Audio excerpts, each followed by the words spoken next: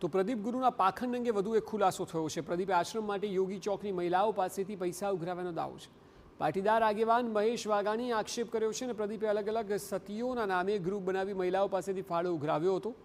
પ્રદીપે મહિલાઓના પૈસા આશ્રમ બનાવવા માટે ઉપયોગમાં લીધા તેવું મહેશ વાઘાણીનું કહેવું છે।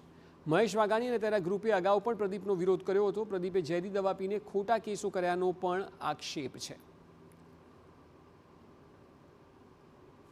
સતીના નામ ઉપર ગ્રુપ બનાવતો, જેવી રીતે સીતા, તારા, મંદોદરી આ બધી જ સતીઓના નામે એક ડાયરી બનાવતો, ડાયરી બહેનો દીકરીઓને આપતો અને બહેનો દીકરીઓના ભરણ પોષણના જે 500 રૂપિયા બચાવવું હોય એ આ પ્રદીપને પહોંચાડવાનો આ કારસો ચાલતો હતો। આ કારસાને અમે ઉઘાડો પાડવા માટે તેથી પણ અમે સક્ષમ હતા અને આજે પાટીદાર સમાજના અગ્રણી તરીકે હું આહવાન કરું છું કે આવો જાગો, સૌ સાથે મળીને 18 આલમની આજે યોગી ચોકની અંદર એનું સરઘસ કાઢવા માટે આપણે બધા સાક્ષી બનીએ।